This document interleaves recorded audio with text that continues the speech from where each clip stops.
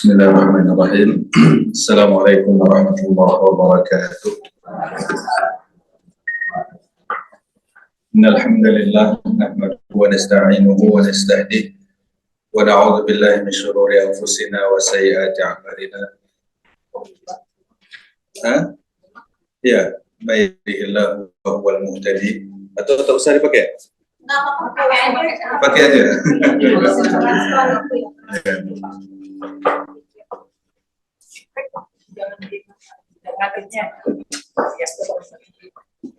Wa may yudlil falan tajid lahu waliyyan mursyida. Asyhadu an la ilaha illallah wahdahu wa asyhadu anna Muhammadan abduhu wa rasuluhu la nabiyya wa la rasula ba'dahu. Allahumma la sahla illa ja'altahu sahla wa anta taj'alul hazna illa syi'ta sahla. Rabbi shrah sadri wa yassir li amri wahlul 'uqdatam min lisani yafqahu qawli. Ibu sekalian yang dirahmati Allah Subhanahu wa taala, alhamdulillah kita bersyukur kepada Allah. Allah masih memberikan kepada kita kesehatan dan kesempatan sehingga kita bisa hadir di tempat ini, di majelis ilmu kita. Mudah-mudahan Allah Subhanahu wa taala memberikan kepada kita taufik, memberikan kepada kita istiqamah sehingga kita bisa menjalankan syariat Allah ini dengan sebaik-baiknya. Minna rabbal alamin. Alhamdulillah.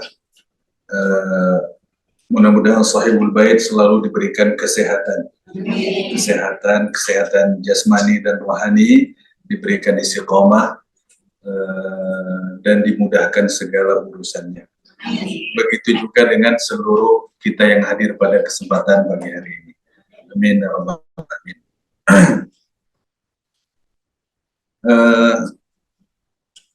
Tema pembahasan kita pagi hari ini apa tadi, Bu?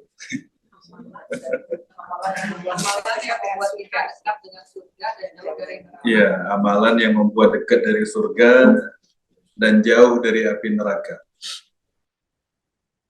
Tapi ada orang di luar sana, ini hanya diskusi aja Bu ya. Ada orang di luar sana itu tidak mau beribadah karena mau dapat surga tuh nggak mau. Ada nggak dengar? Ada kan ya? Saya beribadah nggak untuk surga katanya. Saya untuk Allah aja. Ada pernah dengar gitu kan? Saya untuk Allah aja. Kalau untuk surga itu kan berarti yang saya cari kepentingan pribadi. Katanya gitu. Jadi,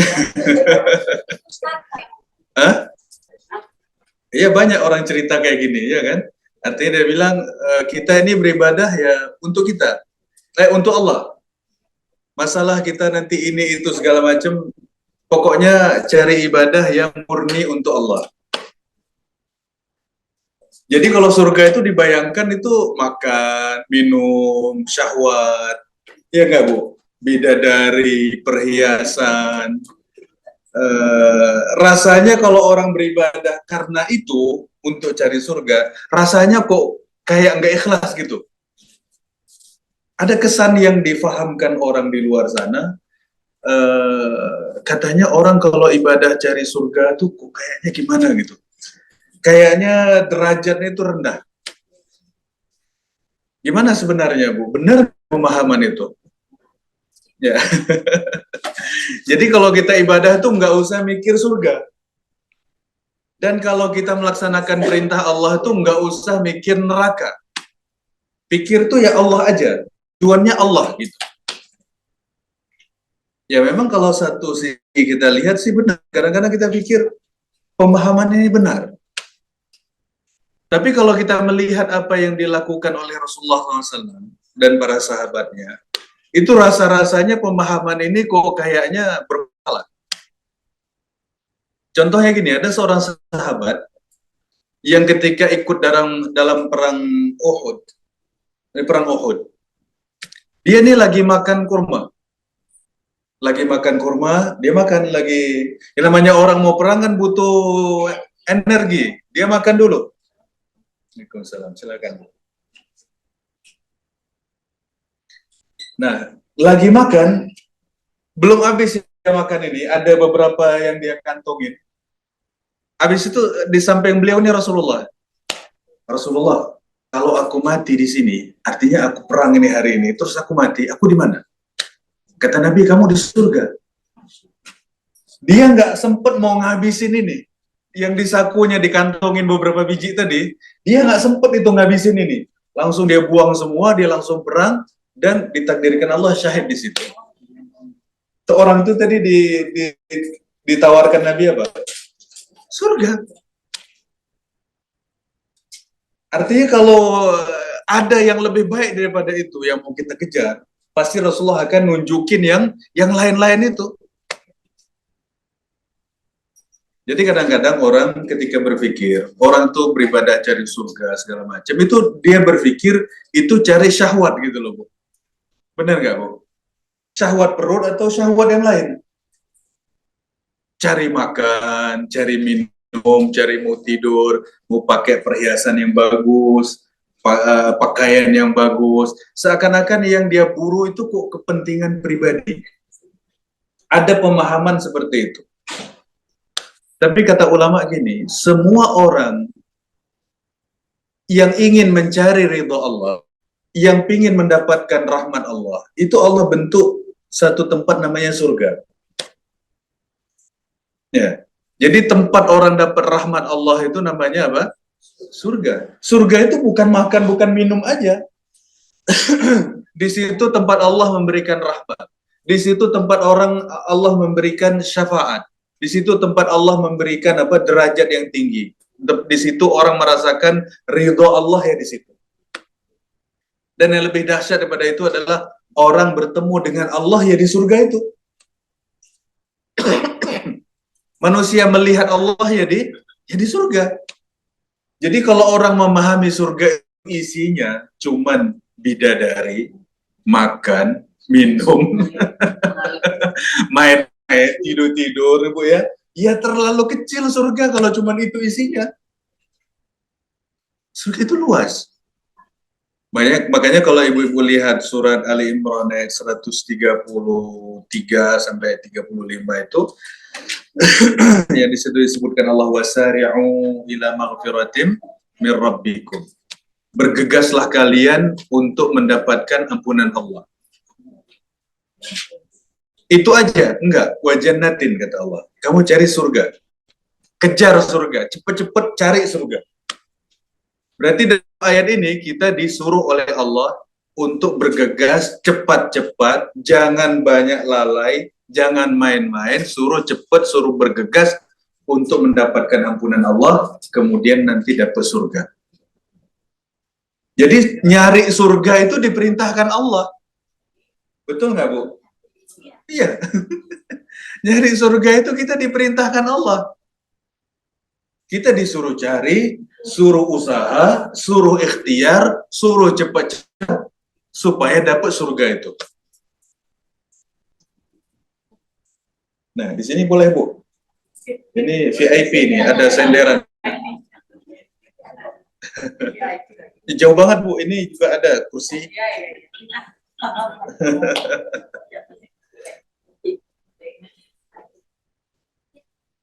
Jadi orang kalau memahami surga itu hanya urusan kecil, makan, minum, tidur. Kalau cuma sebegitu, surga terlalu kecil. Ya, terlalu norak juga, Bu, ya kata orang. Terlalu kecil. Surga itu sangat besar.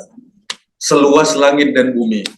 Orang bisa ngukur bumi, tapi belum pernah ada orang yang bisa ngukur langit. Ya nggak, Bu? Bumi bisa diukur kan ya? Bisa diukur. Ada nggak cerita orang ukur langit? Ya, sangat luas. Kalau kata orang bumi itu besar, matahari lebih besar. Jumlah bintang-bintang lebih banyak. Space-nya langit itu sangat-sangat besar. Makanya pernah ditanya orang berapa jarak antara langit dan bumi. Kata beliau, jaraknya 500 tahun perjalanan. Ya, 500 tahun perjalanan. Dari bumi ini mau naik ke langit. Orang nggak ada cerita naik ke langit itu, belum ada orang cerita. Kecuali Nabi Muhammad. Ya, Bu ya. Orang paling-paling naik ke bulan. Paling orang naik ke kemana lah? Ke bulan paling-paling orang naik. ke planet. Itu udah mentok. Ada nggak orang naik ke langit? Nggak ada. Kecuali Nabi Muhammad Sallallahu Alaihi Wasallam. Isra Mi'raj beliau naik ke langit. Itu beneran naik. Kalau yang lain-lain manusia nih kemampuannya biar canggih banget, biar pakai alat apapun, biar profesor, biar apa, belum ada yang bisa naik ke langit. Ya, paling-paling mentok sampai bulan. Ya, Bu ya. Kalau kata orang, kalau ibu-ibu di Indonesia ini banyak yang pergi ke bulan. Bentar-bentar menuju bulan. Menuju bulan. Berangkat habis asar, pulang sebelum maghrib. Masya Allah. Luar biasa. Ya. Itu kecanggihan orang Indonesia, Bu ya. Cepet. Nggak usah pakai alat yang aneh-aneh, Bu ya. Pokoknya sebentar kita udah menuju bulan. Nah, jadi bahwasanya kita ketika berpikir mencari surga, gambaran kita surga bukan hanya makan minum. Di sana orang bertemu dengan para nabi, bertemu dengan para rasul, melihat dengan kebesaran Allah, melihat rahmat Allah, melihat kasih sayang Allah, berdialog dengan Allah. Dan bahkan diceritakan nikmat terbesar manusia di surga itu bukan syahwat, bukan makan, bukan minum, bukan pakai baju, bukan. Nikmat terbesar manusia di surga itu adalah melihat wajah Allah. Itu nikmat yang paling besar. Jadi seakan-akan masalah urusan makan, minum itu kecil banget. Ya. Apalagi cuman pasar. Ada nggak pasar di surga, Bu? Ada. Ya. Ada pasar di surga itu. Terus ngapain orang di pasar itu?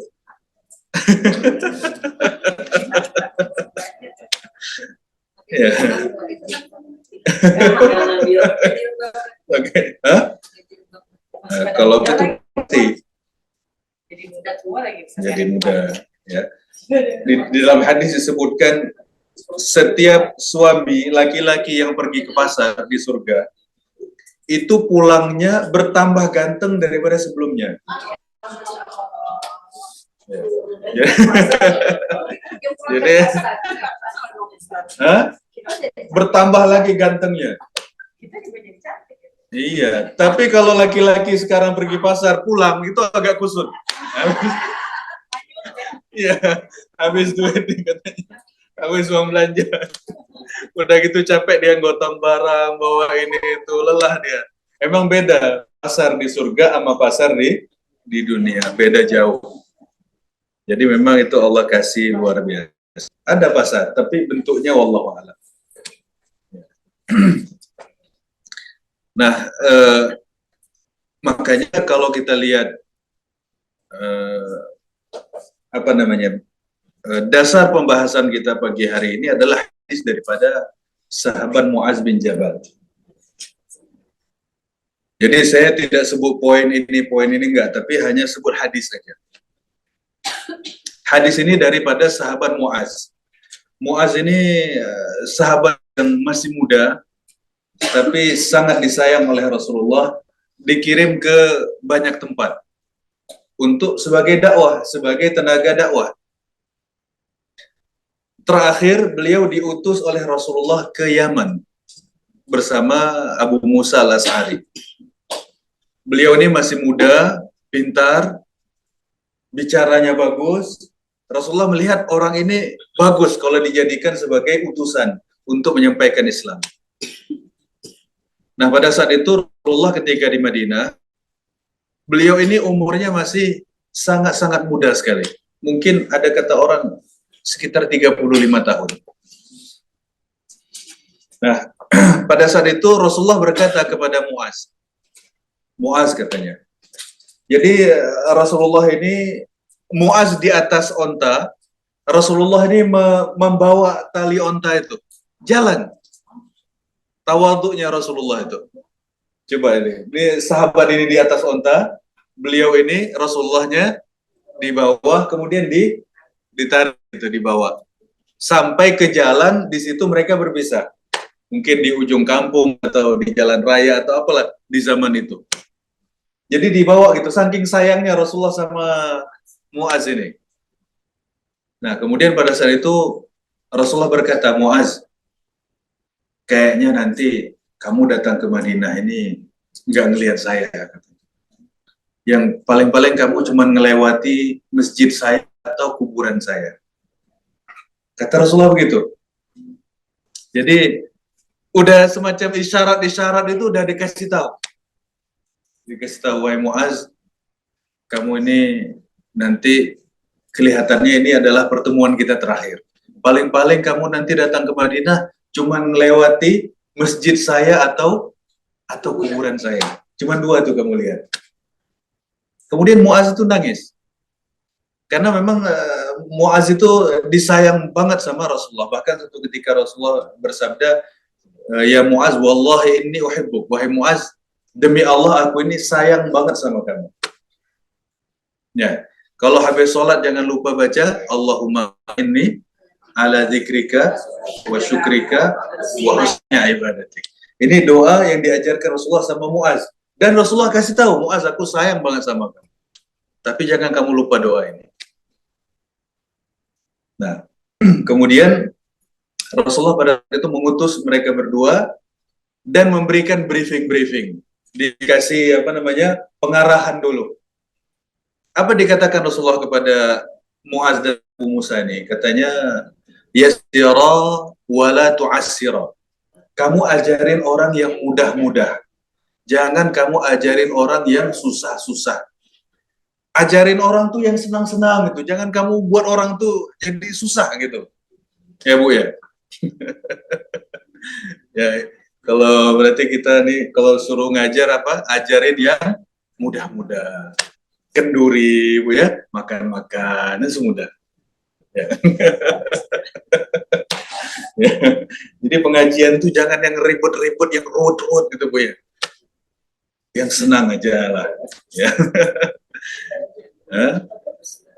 Yang santai-santai aja, silaturahim, ya. Datang senang, pulang juga senang.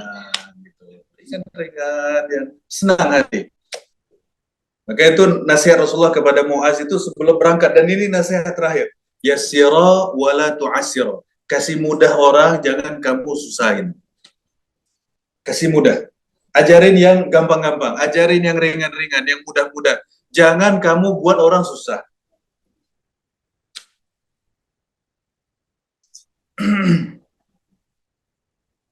Kasih mudah, jangan kamu buat susah. Satukan orang dan jangan kamu buat orang itu berpecah belah. Ya, disuruh satukan orang, jangan buat orang itu berpecah belah. Jangan buat orang bertengkar, jangan buat orang itu berselisih, jangan buat orang itu saling bermusuhan. Itu nasihat yang penting. Pengajian itu begitu harusnya. Buat orang itu saling sayang, buat orang itu saling menghargai, buat orang itu jadi bersatu. Jangan buat orang itu jadi bermusuhan. Jangan buat orang itu jadi bertengkar satu sama lain. Nah, itu masalah ya. Jadi kalau habis pengajian tuh ibu-ibu rangkulan, ya enggak? Cipika-cipiki, enak lihatnya kan ya. Tapi coba dalam pengajian, bid'ah ini. Yang ini enggak pas. Ini sunnahnya lain, beda sunnahnya. Itu ngapain kita begitu-begitu juga? Kadang-kadang itu kalau di Arab itu tugas negara, tapi di Indonesia itu tugas pribadi. Menyesatkan orang itu kalau di Arab itu harus ada mahkamahnya. Negara yang turun tangan kasih vonis keputusan ini orang sesat. Ada lembaganya. Kalau di Indonesia siapa yang nah itu akhirnya masalah. Makanya kalau di Saudi Bu yang menentukan masuk bulan puasa atau lebaran itu yang menentukan apa? Pengadilan Tinggi Arab Saudi. Artinya itu keputusan pengadilan, bukan keputusan siapa-siapa majelis yang ini lihat, majelis yang sana tak lihat. Akhirnya banyak majelis beda-beda. Nah, tapi kalau diputuskan negara ini keputusan pengadilan pemerintah tingkat tinggi, besok puasa. Nggak ada orang cengkonek ngomong ini itu. Kayak orang cengkonek. Nggak banyak cengkonek. Aduh. Saya pun ditanya, Ustaz kapan lebaran? Batin saya emang saya apa? Ya.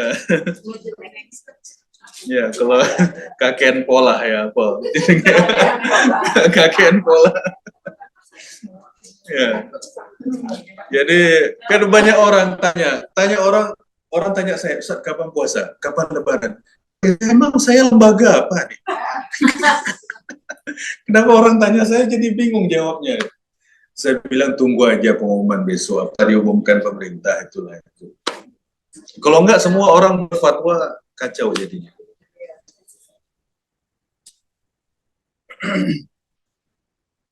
Jadi nasihat Rasulullah kepada Muaz ini dalam menyampaikan dakwah itu diutus ke Yaman. Yaman itu di zaman itu Yaman itu orang yang sudah punya kebudayaan yang bagus, tinggi. Kemudian bahasanya tuh paling fasih di sana. Orang kalau belajar bahasa Arab yang paling yang paling fasih ya orang pergi ke Yaman. Bahkan disebutkan itu asal muasal orang Arab tuh dari sana. Ya, di sana. Orang Arab tuh dinilai fasih itu gimana, Bu? Satu, bahasanya tidak campur dengan kosakata asing. Ya, nggak pakai which is, nggak pakai apa. Ya, jadi apa itu? Jadi itu kalau orang Arab itu menilai orang ini fasih apa tidak, kalau bicara, satu, omongannya itu tidak boleh bercampur dengan bahasa asing. Kemudian yang kedua, apa yang dia bicarakan itu sesuai dengan orang yang diajak bicara. Artinya kemampuan akal orang itu yang diajak bicara. Kalau yang diajak bicara orang pintar berarti bahasanya disesuaikan. Kalau yang diajak ini orang masyarakat awam, juga dia harus bisa menyesuaikan. Itu dianggap baru lisannya fasih.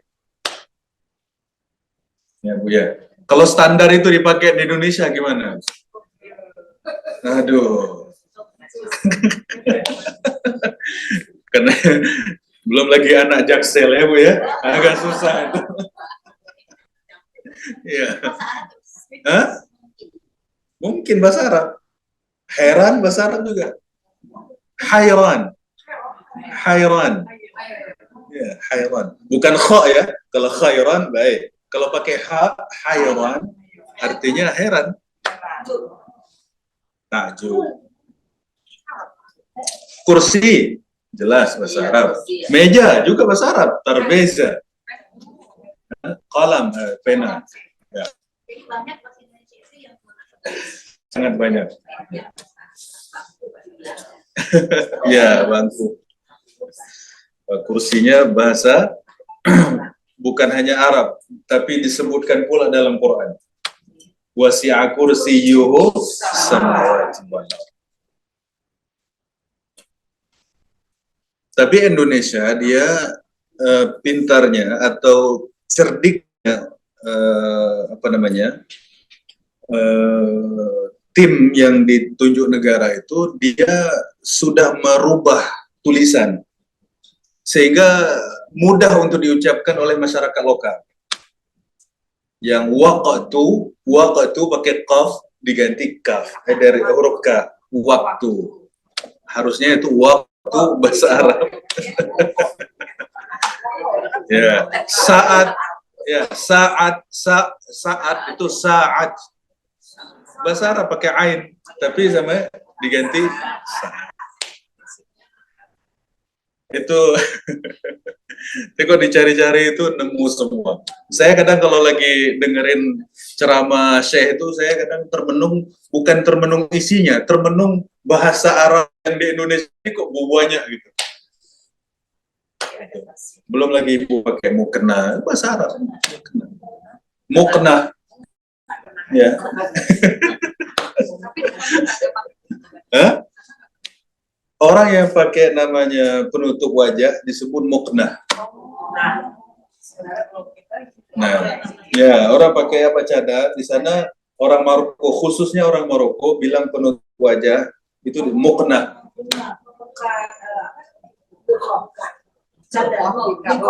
Hijab, niqab, ya sama. Cuman ini kosakata yang dipakai orang Maroko namanya mukena. Kalau orang agak Arab, orang Saudi, orang Teluk itu bisa bilangnya niqab. Beda kampung, beda sebut. Beda sebutan ya. Beda kampung, beda sebutan. Ya, betul.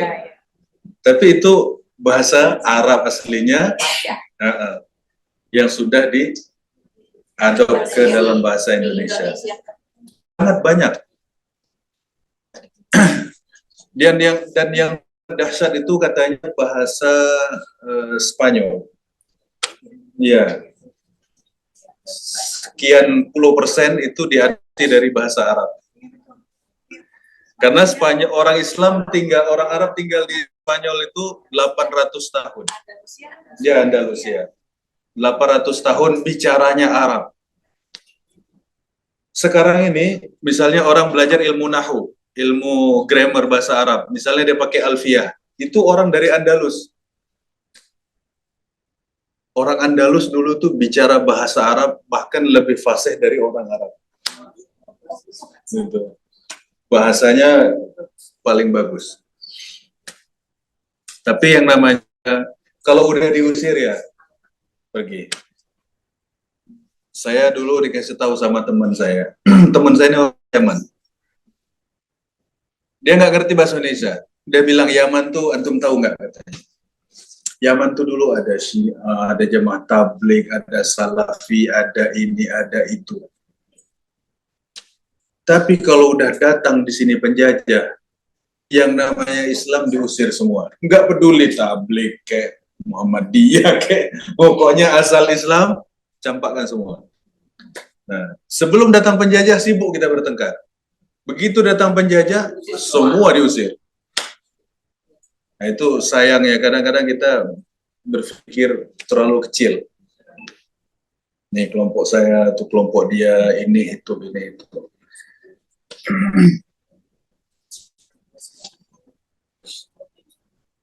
Nah, jadi kata Rasulullah kepada Muaz bin Jabal tadi, yassira, kasih mudah, wala tu'assira, jangan kamu persulit orang. Ijtami'a, kamu dua bersatu, wala takhtalifa, jangan kamu bertengkar, jangan kamu berpecah belah.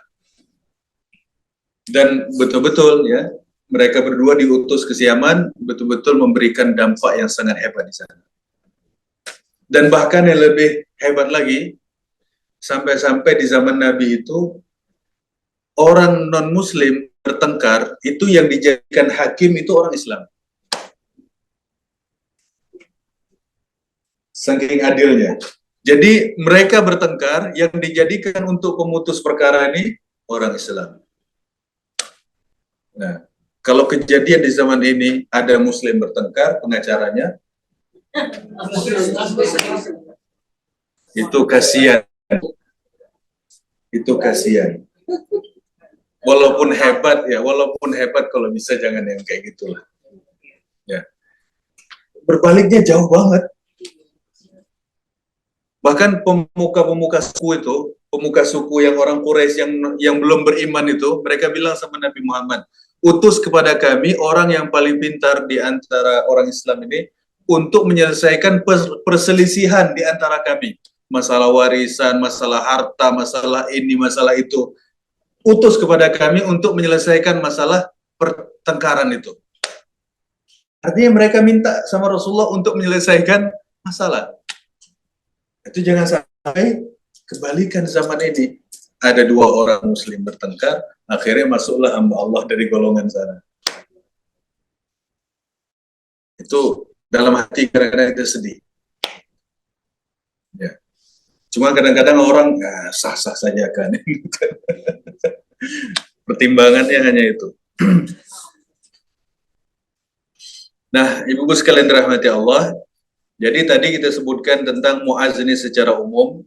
Kemudian dalam hadis ini Muaz berkata, "Qultu ya Rasulullah, akhbirni bi'amalin yudkhilunil jannah wa yuba'iduni minan nar." Kata Muaz, "Wahai Rasulullah, tolong informasikan kepadaku dengan amalan yang membuat aku ini masuk surga dan jauh dari neraka." Jadi ini pertanyaannya Muaz. Ya, judul kajian kita hari ini, amalan-amalan supaya masuk surga dan jauh dari api neraka, ini adalah pertanyaan Muaz langsung kepada Rasulullah. Kata Muaz, tolong kasih tahu saya, wahai Rasulullah, tolong kasih tahu saya amalan yang membuat saya masuk ke dalam surga dan saya jauh daripada api neraka. Apa jawab Rasulullah? Laqad sa'alta an 'azim. Pertanyaanmu ini sangat besar. Artinya pertanyaan kamu ini nggak mudah. Wa innahu la yasirun ala man yassarahullah. Tapi kata Rasulullah, itu menjadi mudah bagi orang, bagi yang dimudahkan oleh Allah. Ini sebenarnya pertanyaan besar. Ini sebenarnya kerjanya, gawenya besar. Tapi ini menjadi mudah kalau Allah mau memudahkan.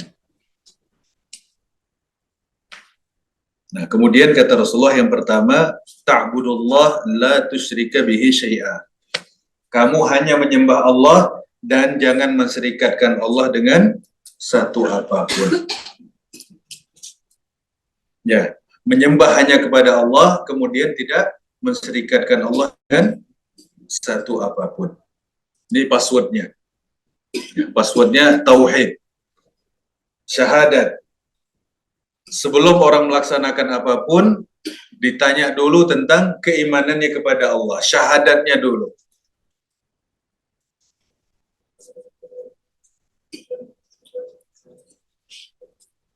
Jadi, kalau imannya baik, maka amalan-amalan itu akan mudah mengikuti. Ya, apalagi ini zaman musim-musim politik, Bu ya. Dukun-dukun mulai laris. Ya, paranormal ya.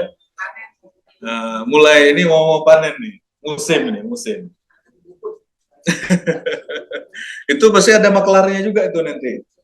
Maklarnya itu cari marketing tuh cari siapa nih. Marketingnya gampang kalau mau cari proyek, itu lihat aja foto siapa aja situ. Nanti didatangin kasih penawaran. Nah, mau cepat, jalan tol, nah ini itu. Jalan tikus. Jalan tol harganya sekian. Ini gini. Kalau yang agak susah dikit sekian. Itu kadang-kadang kalau imannya kurang kuat, tergoda dengan begitu. Kadang-kadang bukan untuk kadang-kadang bukan untuk mencari suara, tapi misalnya ada 3 lawan dia, ada 3 saingan dia di tempat itu. Nah, dia untuk mengatasi lawan-lawannya itu. Jadi namanya kesyirikan ini tak ada habisnya, Bu. Selama setan masih hidup di dunia ini, ya, masih ada aja orang ini disesatkan. Dan prestasi yang paling tinggi itu kalau bisa memurtadkan. Itu yang paling tinggi. Kalau bisa dibuat imannya rusak, keluar dia dari Islam, itu target yang paling tinggi. Dan ini yang paling berbahaya.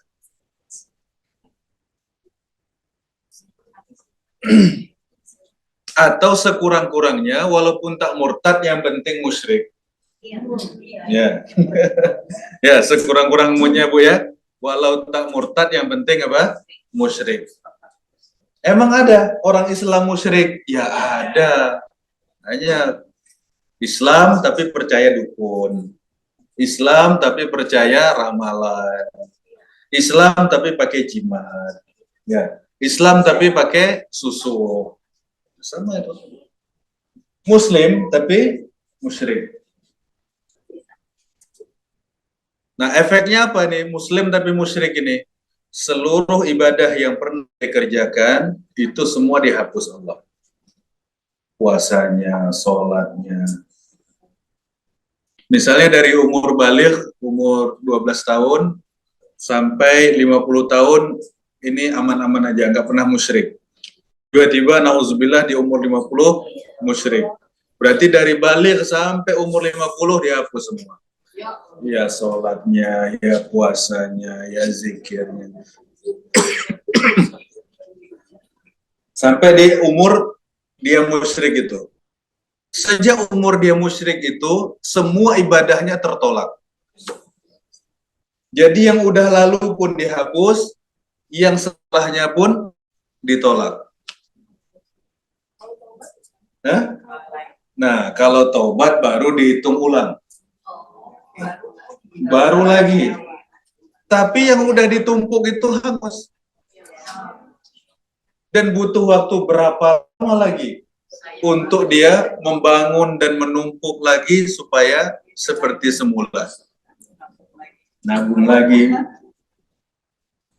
Ketika nabung pun kadang-kadang belum tentu juga bisa nabung maksimal.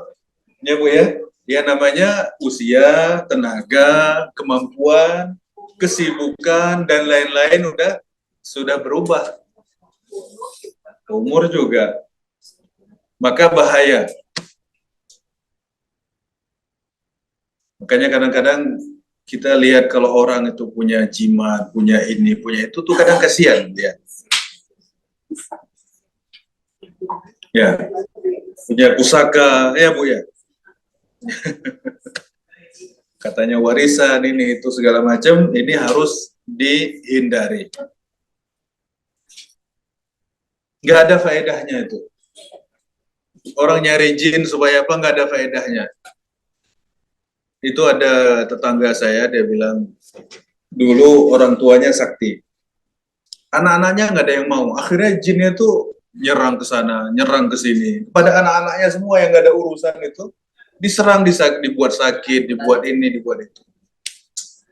Dia nagih sajen. Yang ngasih sajen kan udah meninggal.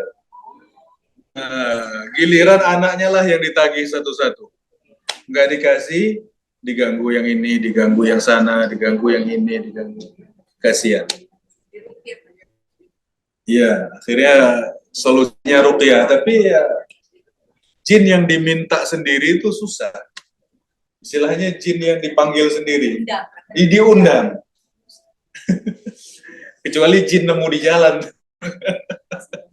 Ya Bu ya, jin ketemu di pasar, di mana itu agak mudah diusir. Tapi yang model undangan itu agak susah disuruh pergi. Dia bilang dulu akadnya sama bapak kamu kok, katanya. Dulu dia bilang siap untuk seluruh keturunannya. Kita nggak ngerti.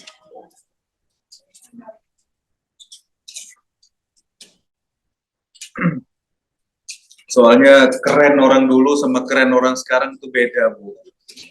Orang dulu itu keren tuh kalau kebal, bisa ngilang, ya. Terus kalau ditimpuk orang itu satu jengkal sebelum kena badan itu meleset. Dulu zaman itu kerennya kayak gitu. Sakti. Kalau sekarang kan kerennya punya follower berapa, subscriber berapa. Ya. Jadi beda Bu, zaman dulu kerennya dengan sekarang ini beda.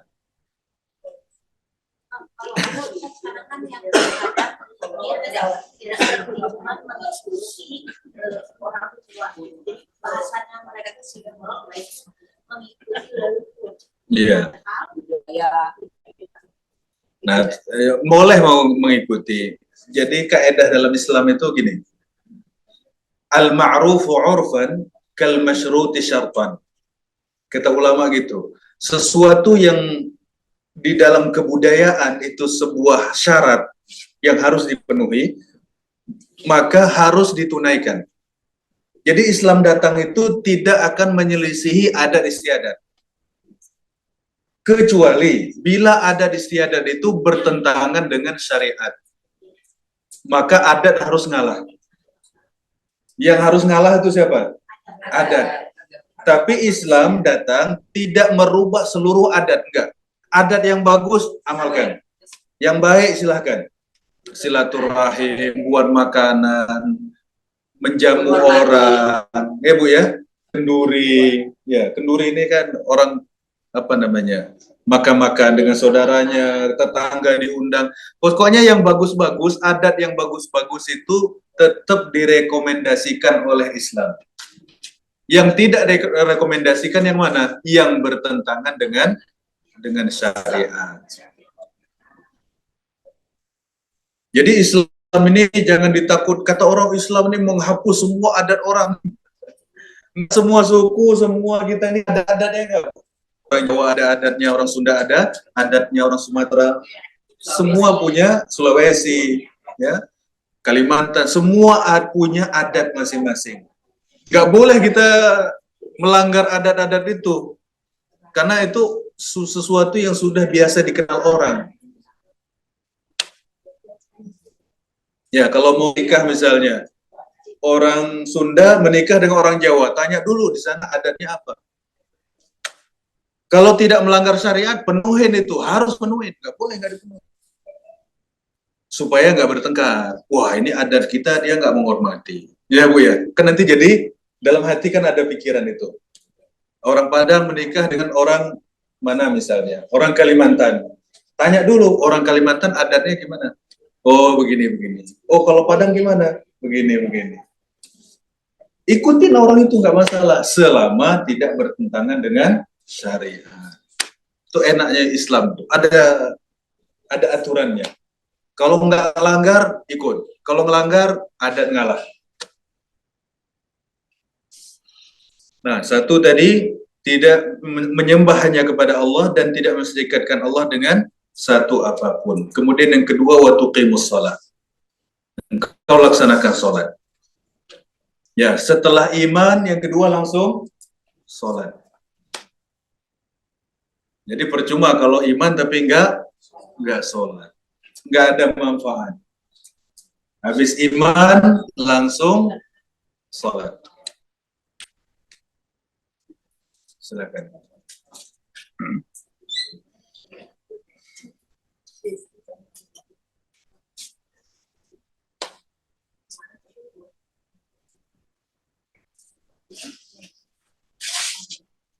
Di antara seluruh ibadah itu yang termasuk yang sangat istimewanya sholat.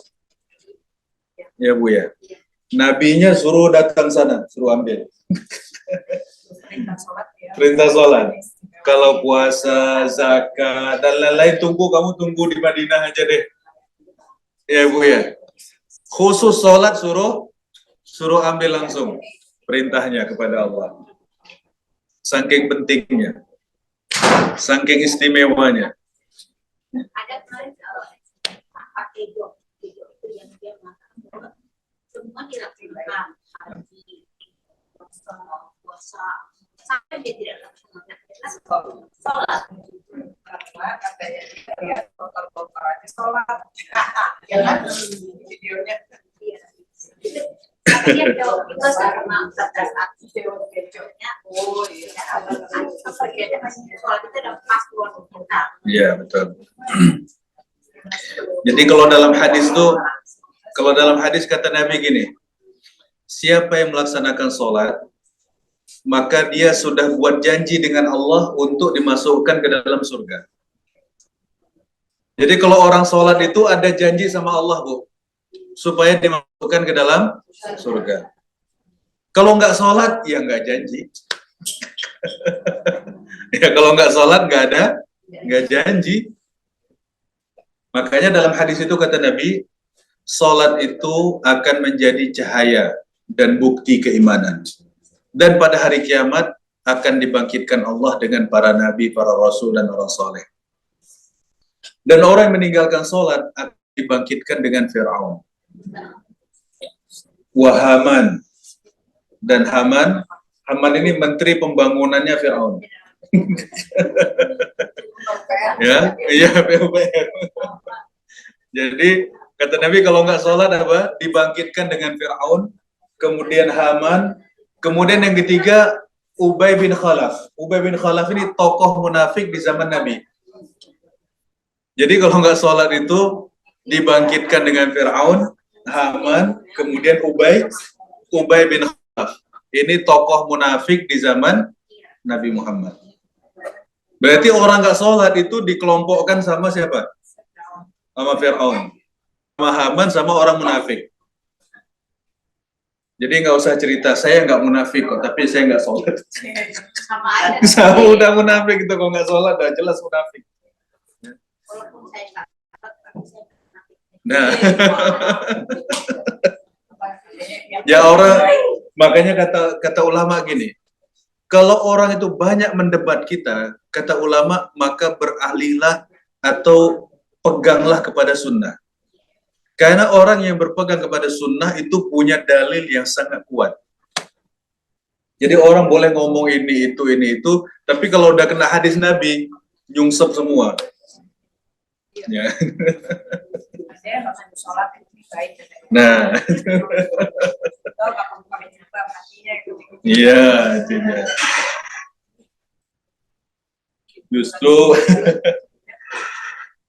Justru kalau hatinya dijilbabin, itu jadi bahaya. Artinya hijab. Kalau hati kena hijab, hati ketutup. Iya. Malah kemana ya Ustaz? Iya, kalau hati itu kena hijab, artinya hatinya ketutup. Hati ketutup artinya tidak bisa melihat petunjuk. Nggak mau menerima apapun. Makanya kufur, kata kufur itu artinya hijab. Orang ini tertutup dari petunjuk Allah. Tertutup. Hah? Iya. Hijab itu artinya apa, Bu? Hijab itu artinya penutup. Ya, sehingga orang itu menggunakan hijab, auratnya menjadi ketutup. Kalau hati dihijabin, hatinya jadi tertutup. Iya, akhirnya nggak bisa melihat petunjuk, nggak bisa melihat hidayah, nggak bisa melihat ini. Agak susah bicara. Gampang ya. Jadi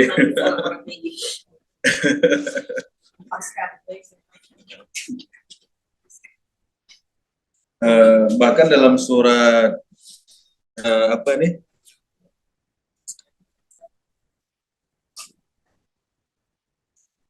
Saya lupa ayatnya bentar ya.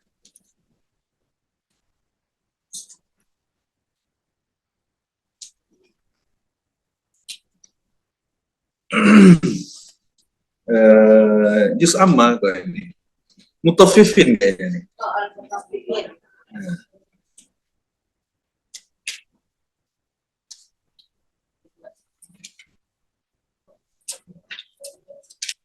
Ya, surat Mutaffifin ayatnya 14.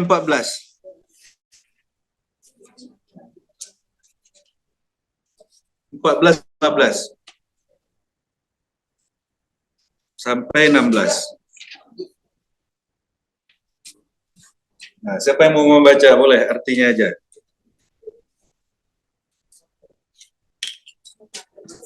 Dari 14 sampai 17. 14 sampai 17, biar enak ceritanya. Sorry, ayatnya.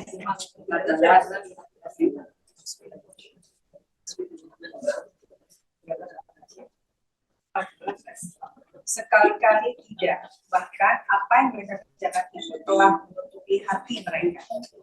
Sekali-kali tidak, sesungguhnya mereka pada hari itu benar-benar berhalang dari pilihan Tuhan.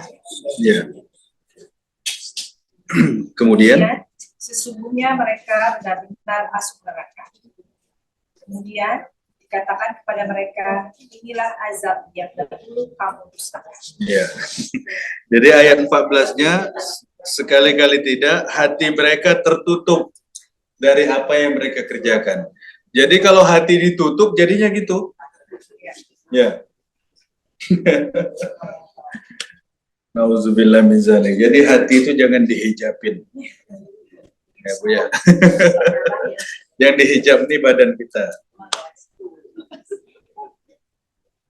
Kalau hati jangan, Bu ya.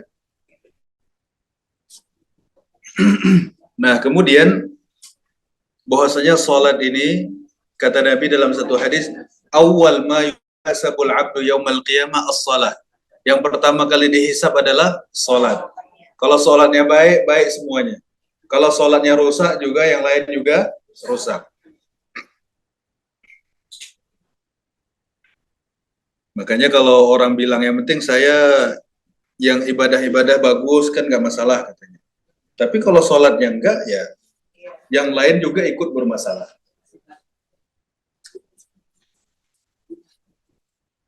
Bahkan ada pendapat ulama yang lebih keras lagi.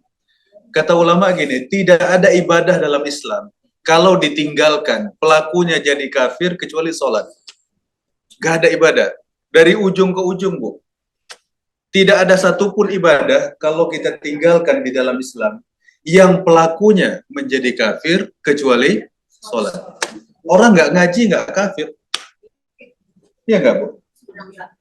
Orang nggak sedekah nggak kafir, nggak haji juga nggak masalah. Bahkan kalau apalagi kalau nggak mampu, orang nggak zakat nggak masalah.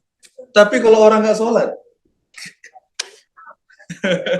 makanya ini pendapat ulama yang sangat tegas, Bu ya. Kata ulama gini, seluruh ibadah dalam Islam ini kalau ditinggalkan, nggak ada yang pelakunya menyebabkan menjadi kufur kecuali sholat. Nggak ada. Orang nggak, misalnya deh, orang nggak pakai jilbab sekalipun, dia nggak kufur. Tapi kalau nggak sholat, ini masalah besar. Jadi kadang-kadang orang tuh menggampangkan masalah. Ya, Bu ya. Jadi, dianggap enteng. Nabi sebelum meninggal bilang apa? Nabi sebelum meninggal as-shalah wa ma malakat aimanukum. Kata Nabi, salat dan perhatikan hamba sahaya kalian. Artinya kamu jangan zalim kepada manusia. Jangan zalim sama orang. Maksudnya nasihat Rasulullah terakhir, as-shalah, perhatikan sholat, jaga sholat, dan jangan zalim sama orang. Itu kemudian Rasulullah meninggal dalam nasihat yang terakhir itu. Itu sudah sakaratul maut, Rasulullah masih ucapkan itu, as-shalah, wa ma malakat aimanukum. Sholat, kata Nabi, kemudian jangan perhatikan nasib hamba sahaya yang ada sama kamu ini. Artinya kamu jangan sampai zalim sama dia.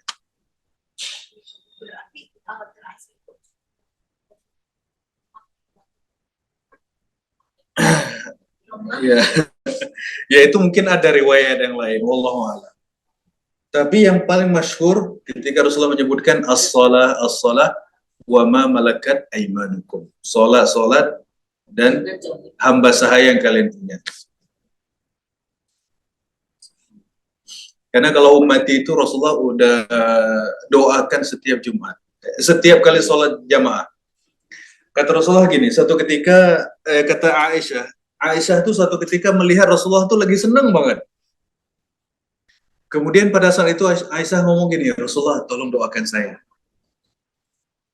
Maka pada saat itu Rasulullah berdoa, Allahumma ghafirli Aisyah. Ya Allah ampunilah dosa Aisyah yang telah lalu dan yang akan datang. Dan masukkanlah dia ke dalam surga. Coba kalau istri didoain kayak gitu sama suaminya gimana rasanya? Ya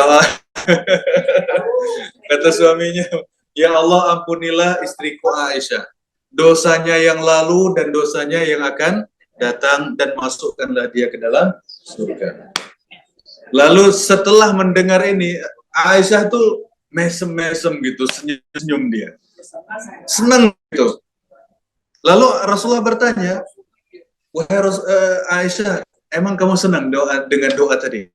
Kemudian kata Aisyah, bagaimana mungkin aku nggak senang? Ya, dengan doa yang bagus tadi itu. Kemudian kata Rasulullah apa? Wahai Aisyah, wallahi, sampai Rasulullah bersumpah, wallahi, itu adalah doa yang aku ucapkan untuk seluruh umatku setiap habis sholat. Begitu sayangnya Rasulullah kepada umatnya. Jadi kalau Aisyah didoain seperti itu, istrinya didoain begitu senangnya, nah kita nih bagaimana rasanya? Salawat aja. Iya. Perbanyak selawat kepada Nabi.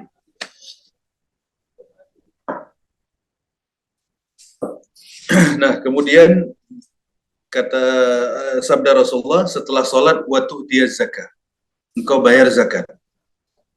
Ya, zakat ini satu hal yang sangat penting bagi umat ini, karena umat ini akan bisa jalan kalau ada zakatnya, ada logistiknya untuk kepentingan dakwah, untuk kepentingan perjuangan dan lain sebagainya. Dan bahkan dalam mengumpulkan zakat itu pun ada biaya operasionalnya yang disebut dengan biaya amil. Ya, pengumpul zakat. Pengumpul zakat bagian daripada mustahik. Itu kalau bahasa orang sekarang ini namanya biaya operasional, supaya zakat itu bisa diambil. Tapi kalau zaman Nabi, gimana cara orang ambil zakat? Rasulullah itu mengutus orang, Rasulullah itu menunjuk orang-orang tertentu untuk bekerja mengumpulkan zakat. Caranya gimana? Orang ini survei kepada sawah-sawah orang. Datang dia ke sawah bulan. Bu, panen? Iya. Jadi panen, habis itu dihitung sama dia. Sekian-sekian. Bu, ini zakatnya sekian. Dia ambil di lokasi, dibawa ke Baitul Mal. Oh, nanti orang panen lagi di mana? Dia datang ke sana, ambil, kutip, kayak orang kerja. Dan nggak disuruh Nabi, duduk di kantor, tunggu orang datang bayar zakat. Nggak ada itu. Suruh kutip. Suruh datang ke sana. Dijemput. Suruh hitung langsung. Mana yang kena, mana yang tak kena. Mana yang ada zakatnya, mana yang tidak ada zakatnya. Tapi yang paling banyak sekarang gimana, Bu? Buka kantor, ya kan? Duduk di situ. Iya. Tapi sebenarnya kalau mau mengamalkan yang teknik ini, maka insya Allah akan jarang sekali orang Islam hidup dalam kemiskinan. Akan jemput bola. Dan orang-orang itu tidak usah merasa tersinggung kalau didatangin petugas zakat. Ya enggak, Bu? Bahkan dia merasa ringan. Kenapa? Yang hitung dia, yang bawa dia. Kita nggak ada urusan.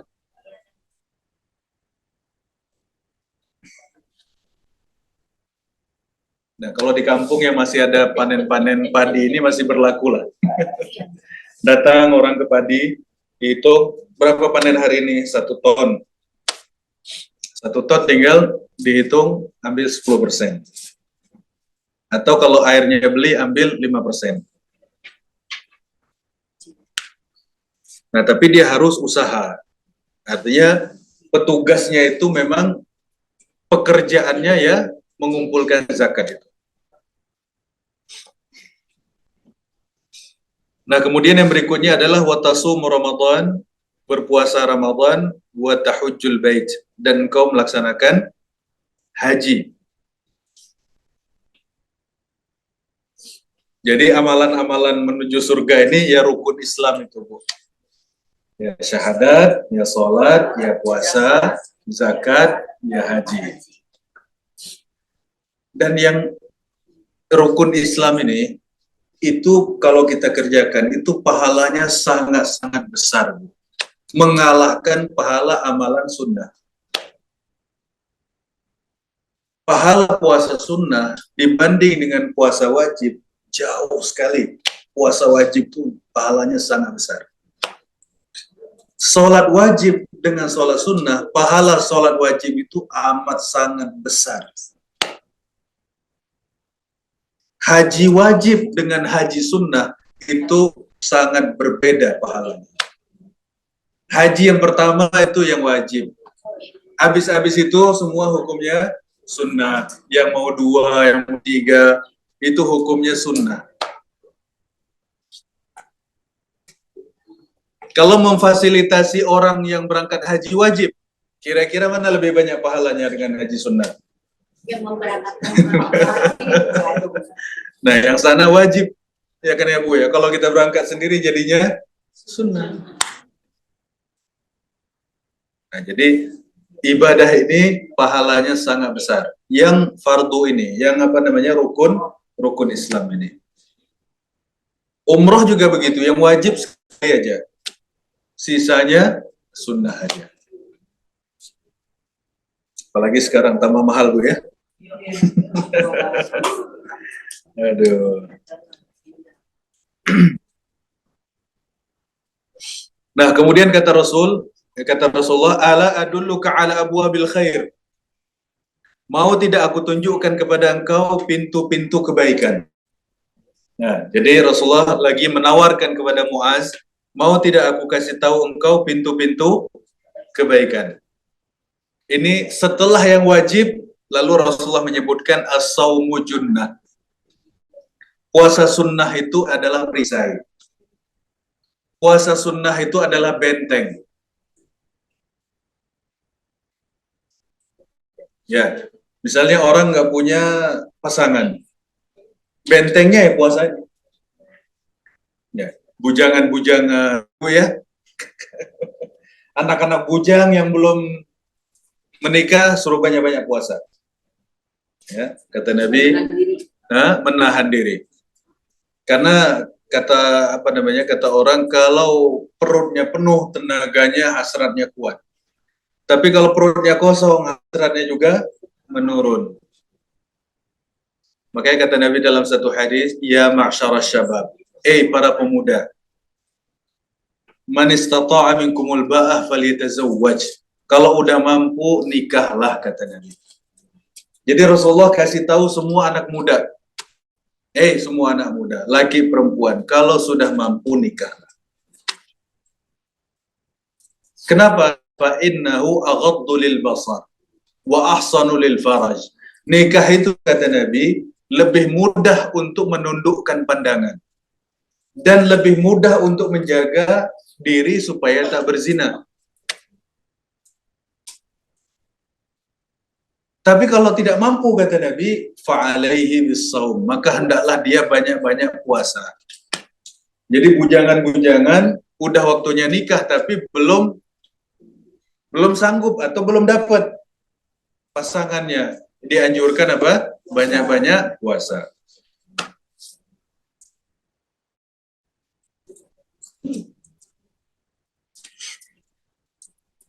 Karena godaan zaman ini bukan hanya wanita, bagi laki-laki. Laki-laki juga godaan sekarang ini. Ya Bu ya, serem itu kalau lihat. Saya tuh risih banget.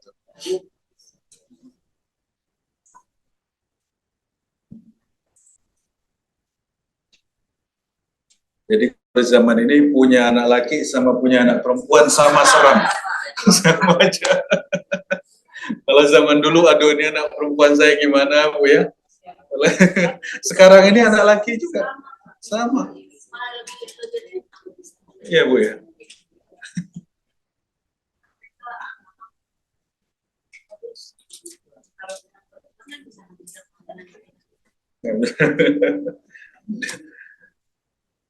Itu masalah ya. Dan yang lebih seram itu adalah program. Artinya itu terprogram. Bukan alami, enggak.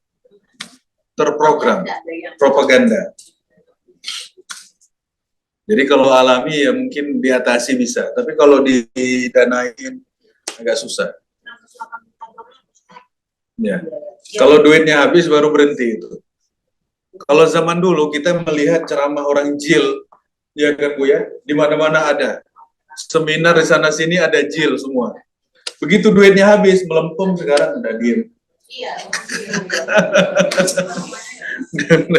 Udah nggak ada Islam liberal apa itu.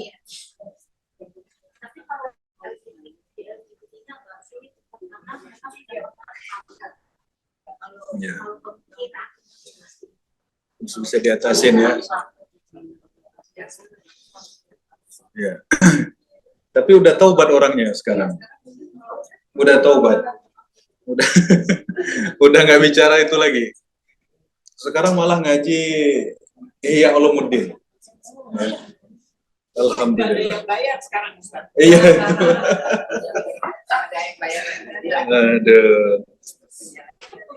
Dan mungkin faktor usia juga udah capek yang begitu-begitu. Sudahlah katanya. Cukup itu. Nah, jadi yang pertama kata Nabi, pintu-pintu kebaikan as-shaumu junnah. Puasa itu adalah benteng.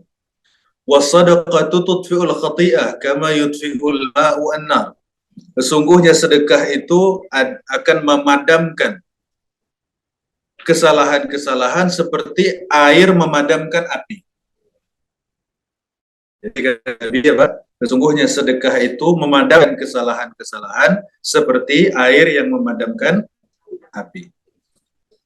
Wa salatul rajul fi jawfil lail, dan salatnya seseorang di tengah malam. Jadi pintu-pintu kebaikan tadi puasa, sedekah sama salat malam. Jadi yang rukun Islam yang utama udah dikerjakan, habis itu kalau mau tambahan, ada tambahannya 3. Ya, ada tambahannya 3. Puasa sunnah, kemudian sholat puasa sunnah, kemudian sholat malam, sama sedekah. Habis.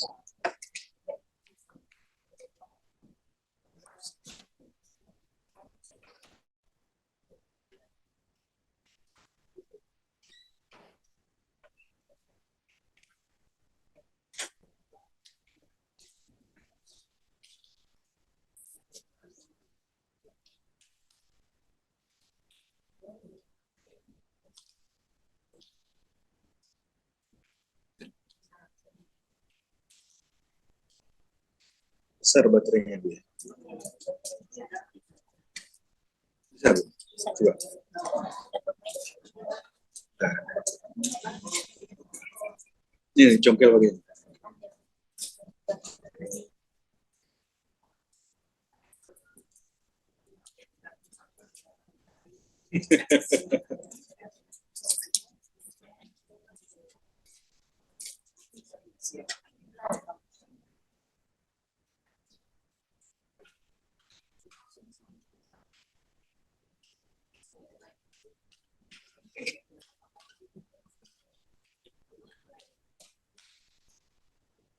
Udah nggak kedip-kedip ya. Insyaallah. Jadi mau tambahan tadi, tambahannya apa? 1 puasa, 2 sedekah, 3 sholat malam. Ini disebut Nabi sebagai abwabul khair, pintu-pintu kebaikan.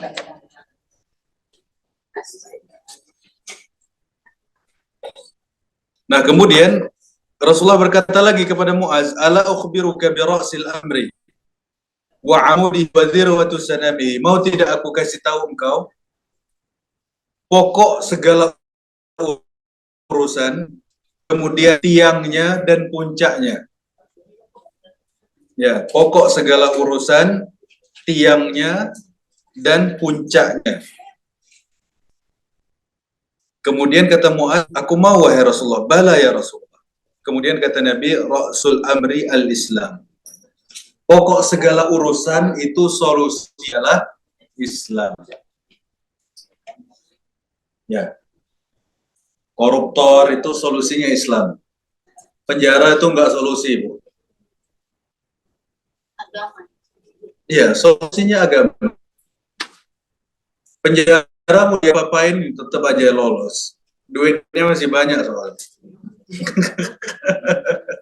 Kalau duit dia habis, duit kawannya masih banyak. Kadang-kadang kayak orang narkoba itu mereka sangat solid. Kalau misalnya ada satu kawan di penjara, itu anak keturunannya, istrinya, rumahnya semua dibiayain sama kawan yang lain. Jadi Iya. Jadi mereka punya komitmen yang tinggi untuk saling ta'awun. Jadi kayaknya ta'awanu 'alal ismi wal 'udwan. Jadi mereka ini solidnya luar biasa. Jadi orang punya masalah ini, solusinya Islam. Misalnya kita dengar di mana di Jepang itu orang bunuh diri itu udah biasa banget. Dan bahkan ada, pernah saya lihat itu acara, bahkan ada lembaga untuk konsultasi bunuh diri. Saya heran juga itu. Iya. Karena kalau gagal bunuh diri, sakit jadi masalah. Malah keluar banyak duit. Iya. Itu kasihan kayak gitu. Makanya ketika mereka tahu Islam, wah ini solusi enak banget ya katanya. Solusinya agama. Orang ini ya, misalnya kita lihat negara Jepang itu kan maju, ekonominya bagus, segala macam lah, istimewa. Hah? Sangat tinggi. Karena manusia itu terdiri dari jasad dan roh. Ya, manusia ini terdiri dari jasad dan roh. Kalau jasad itu Bu lapar kita kasih makan selesai. Ya enggak? Ngantuk tidur selesai. Pegel diurut juga selesai. Tapi roh ini mau dikasih makan kayak apa? Mau dikasih minum gimana? Roh itu dikasih makannya dengan sholat, dikasih makannya dengan tasbih, dengan zikir, dengan istighfar, dengan tilawah Quran. Dia akan merasa lapar seperti orang lapar. Roh itu akan haus seperti jasad ini haus. Dia akan sumpek seperti jasad ini juga sumpek. Nagih dia. Makanya roh ini, jasad dan roh ini harus seimbang. Orang bisa jasadnya itu sehat walafiat, tapi rohnya belum tentu sehat walafiat. Jasadnya bisa jadi dalam keadaan kenyang dan cukup makan minumnya, tapi rohnya belum tentu. Bisa jadi rohnya merintih, menjerit kehausan dan kelaparan. Orang yang rohnya itu haus dan menjerit kehausan dan kelaparan, itulah orang sengsara hidup. Rezekinya banyak, duitnya banyak, orangnya bagus, ganteng, keren, tapi rohnya haus, kosong. Itulah orang yang celaka itu. Makanya Islam itu kita lihat, dia peduli kepada ruh dan jasad. Ketika kita disuruh taharah badan, juga taharah hati. Tazkiyatun nafas, ya kan ya? Kita ada sholat, kita ada puasa, kita ada zikir, segala macam itu untuk supaya roh ini ikut makan. Makanya kita lihat orang Islam itu jarang banget yang stres, jarang banget. Kalau dia ngamalkan Islam ya, jarang stres. Ini orang udah stres, obatnya healing, pergi puncak. Udah habis duit, pulang lagi, stres lagi. Ya Bu ya, pergi jalan sana. Nah, kadang-kadang orang itu nggak tahu cara ngasih makan jiwanya kayak apa, ngasih makan roh itu kayak apa. Bukan pakai menyan juga. Kasih makan roh ini pakai tilawah Quran, pakai sholat malam, ya Bu ya, birrul walidain, silaturahim, itu makanan roh. Roh kita ini perlu makan Bu. Roh kita ini juga lapar. Roh kita ini juga haus. Makanya kalau orang jiwanya lagi haus, lagi lapar, tiba-tiba dibaca Quran, itu rasanya adem gitu. Kenapa begitu? Karena itu memang lagi haus, panas. Nah, alhamdulillah untungnya Islam itu peduli kepada roh dan jasad. Makanya orang kalau banyak stres itu suruh ngaji. Ya. Orang banyak masalah itu suruh ngaji. Sana sini sumpek, dia bilang suruh baca Quran. Udah pegel baca Quran, datang pengajian, denger aja. Iya Bu ya. Di rumah baca Quran ngaji, udah pegel dia datang ke pengajian, duduk aja. Iya kan ya? Kan enak itu. Iya Bu ya.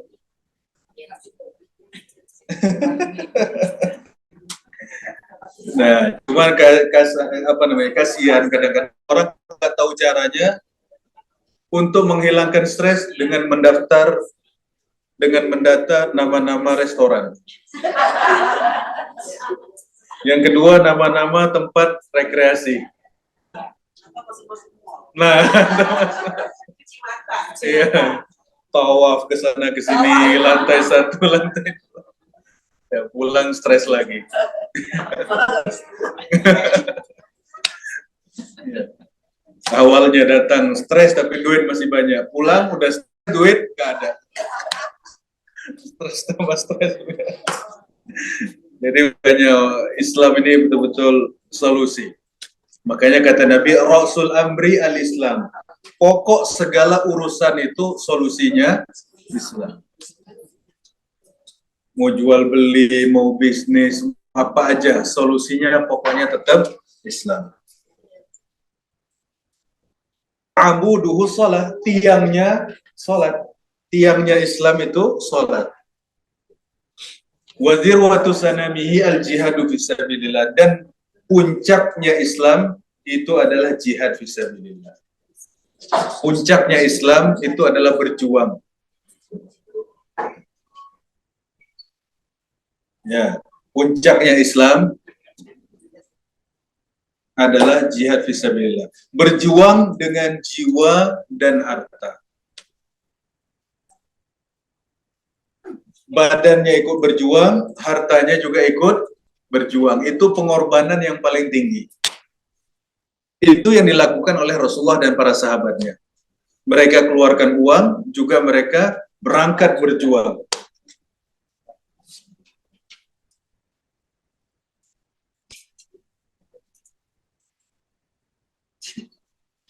Nah, setelah menyebutkan ini semua, setelah tadi menyebutkan, apa saja tadi disebutkan? Yang pertama disebutkan rukun iman, rukun Islam. Kemudian yang kedua tambahan, pintu-pintu kebaikan. Disebutkan apa saja? Ada puasa, kemudian sedekah sama sholat malam. Itu pintu-pintu kebaikan. Kemudian disebutkan lagi pokok segala urusan, tiangnya dan puncaknya. Pokok segala urusan sholat, tiangnya, pokok segala urusan Islam, tiangnya adalah sholat, kemudian puncaknya adalah jihad fisabilillah. Lalu Allah berkata, mau tidak aku kasih tahu cara mendapatkan semua itu. Supaya dapat semua. Rukun Islam dapat, pintu kebaikan dapat, pokoknya dapat, tiangnya dapat, puncaknya juga dapat. Rasulullah kasih penawaran itu. Kemudian kata Muaz, wahai Rasulullah, aku mau. Lalu Rasulullah pada saat itu mengeluarkan lidahnya dan berkata, jaga ini. Jaga lisan ini. Lalu Muaz bertanya, wahai Rasulullah, terus emangnya kalau kita salah bicara, emang kita akan dihukum Allah? Emang kita akan diazab? Lalu Rasulullah berkata, wahai Muaz, kamu tahu tidak betapa banyak orang itu yang dicampak kepalanya ke bawah. Bukan dicampak badannya, tapi kepalanya ke bawah, supaya gelundung di neraka itu, kata Nabi, itu adalah akibat perbuatan lisan mereka. Jadi berapa banyak orang yang ditelungkupkan wajahnya ke neraka, itu akibat perbuatan lisan mereka.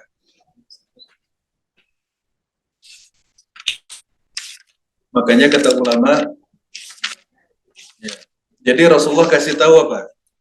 Supaya dapat semua ibadah itu tadi, syaratnya harus jaga lisan. Kenapa? Karena gara-gara lisan ini, orang jadi sholatnya nggak benar. Puasanya jadi masalah. Hajinya jadi batal. Sedekahnya juga bermasalah. Ruhnya juga masalah gara-gara apa? Lisan. Makanya Rasulullah memberitahu Muaz, wahai Muaz, kamu bisa dapat segala macam ini, tapi syaratnya lisannya harus dijaga.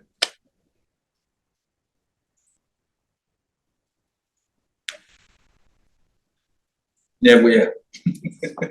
Jadi kadang-kadang kita berpikir, kenapa susah sholat? Atau sholat jarang khusyuk? Bisa jadi kita entah apa kita bicarakan sama orang. Bisa jadi kita ngomong entah apa sama orang. Ya. Kadang-kadang mungkin entah kita bercanda, kita komen, kita ini, kita itu. Jadi Rasulullah memberikan satu konsep aja untuk mendapatkan semua pintu kebaikan itu tadi. Syaratnya kata Nabi, jaga lisanmu. Orang kalau udah marah sumpah serapah, ya, laknat melaknat, aduh, serem itu. Bukan hanya dia adalah anak-anaknya laknat juga. Allahu Akbar. Makanya orang kalau nggak bisa jaga lisan, itu bermasalah semua. Puasa masalah, sholat masalah, haji bermasalah. Nah, berapa banyak kata ulama, orang itu menjadi rusak pahala puasanya gara-gara lisan.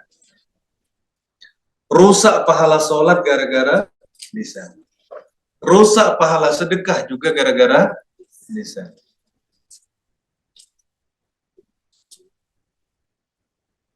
Rusak pahala kebaikan gara-gara lisan. Makanya sampai disebutkan oleh Ibnu Mas'ud di sini, kata beliau, ma'alal ardi syai'un ahwaj ila tulis sajin min lisan. Di dunia ini, kata Ibnu Mas'ud, tidak ada yang membutuhkan penjara yang sangat panjang melebihi daripada lisan. Lisan ini harus dipenjara supaya tidak bicara yang nggak benar. Ya Bu ya. Jadi kata Ibnu Mas'ud, kata sahabat Nabi, supaya dia nggak ngomong sembarangan harus diapain?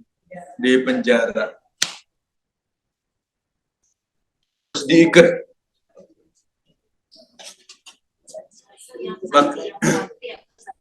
Gimana Bu?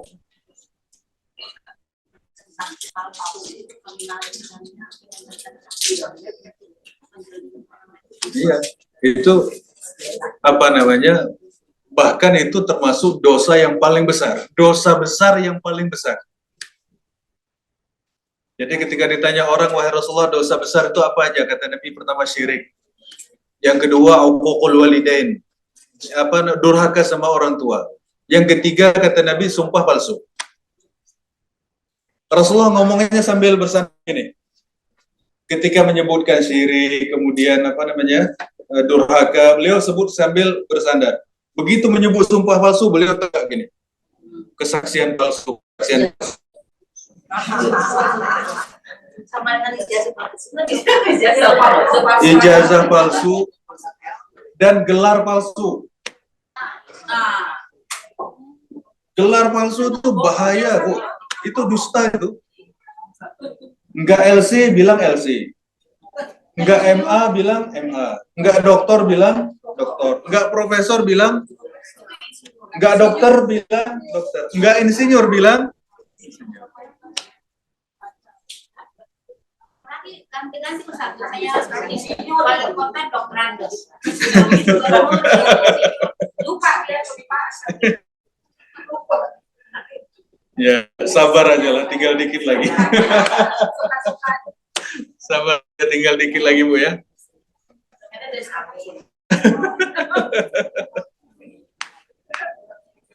Ya, kadang-kadang saya kasih tahu kawan-kawan nih, gelar itu nggak penting-penting amat. Yang penting kita bisa buat apa sih? Ya nggak, Bu? Kita gelar seabrek kalau nggak bisa ngapa-ngapain juga buat malu-malu aja. Saya bilang ini kalau nggak gelar, kalau nggak MA, nggak usah kasih MA, memang nggak ada. Kenapa? Jujur aja kenapa sih? Kadang orang supaya gengsi tarik kasih MA. Ya. Padahal artinya Minang asli.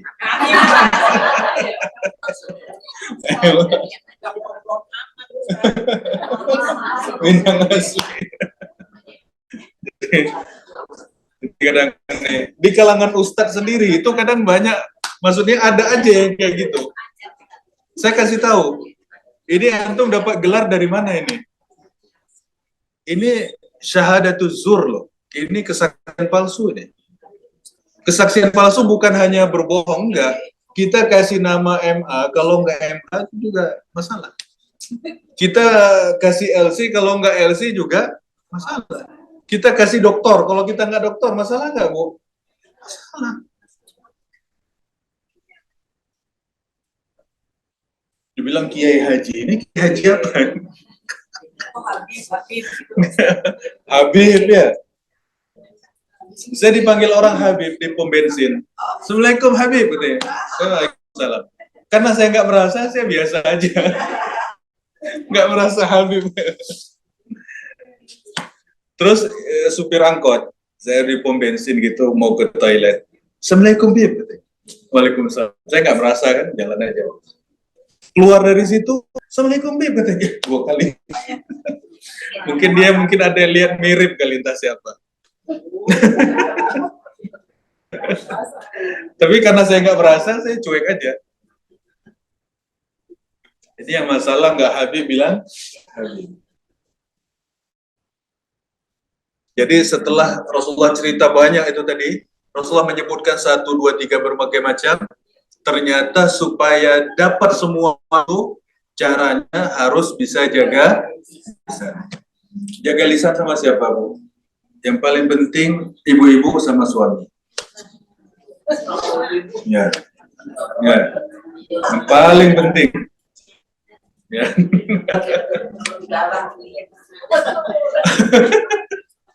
Karena setelah saya lihat-lihat tuh dosa wanita tuh nggak jauh-jauh. Kok nggak dalam rumah sama tetangga itu aja. Beda sama laki-laki, dosanya kesono kesini. Tapi kalau wanita ini dosanya paling sama suaminya, sama tetangganya. Ya lebih banyak. Nah, itu kasihan. Jadi jaga lisan sama suami. Ya. Kemudian anak-anak jaga lisan sama orang tuanya. Soal anak-anak bicara sama orang tua, bicara yang bagus. Ya. Kemudian juga jaga lisan sama pemimpin. Penting itu. Ya Bu ya, jaga lisan sama pemimpin.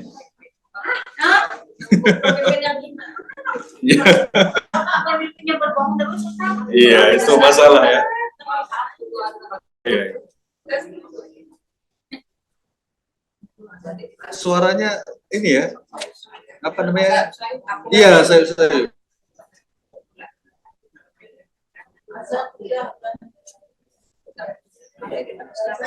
Suaranya kecil.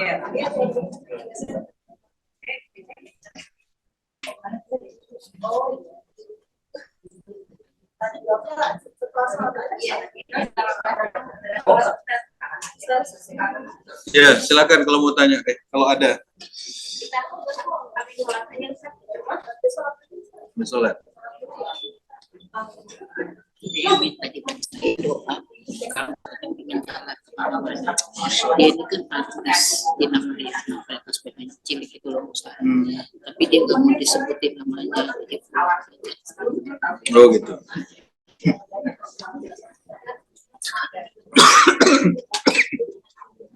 Ibu-ibu, ini ada titipan doa dari hamba Allah. Tidak mau disebut namanya. Sakitnya sudah lumayan parah lah. Kankernya katanya sudah menjalar. Kita minta supaya Allah Subhanahu wa taala memberikan kesembuhan. Diangkat penyakitnya dan dimudahkan segala urusannya. Amin ya rabbal alamin. Bismillahirrahmanirrahim. Allahumma salli ala Muhammad wa ala ali Muhammad kama sallaita ala Ibrahim wa ala ali Ibrahim wa barik ala Muhammad wa ala ali Muhammad kama barakta ala Ibrahim wa ala ali Ibrahim fil alamin innaka Hamidum Majid. Allahumma rabbun nas ashfiha anta shafi la shifaa'un illa shifaa'uk shifaa'un la yughadiru saqama. اللهم رب الناس أشفها أنت شافي لا شفاء إلا شفاءك شفاء لا يغادر سقما. اللهم إنا نسألك بأسمائك الحسنى وصفاتك العلى أن تشفيها. اللهم إنا نسألك بأسمائك الحسنى وصفاتك العلى أن تشفيها. اللهم إنا نسألك بأسمائك الحسنى وصفاتك العلى أن تشفيها. اللهم لا تدع لنا في مجلسنا هذا ذنبا إلا غفرته ولا هما إلا فرجته ولا مرضا إلا شفيته ولا مرضا إلا شفيته ولا حاجة من حوائج الدنيا والآخرة إلا قضيتها ويسرتها يا رب العالمين برحمتك يا أرحم الراحمين والحمد لله رب العالمين. سبحانك اللهم ربنا وبحمدك أشهد أن لا إله إلا أنت أستغفرك وأتوب إليك. السلام عليكم ورحمة الله وبركاته.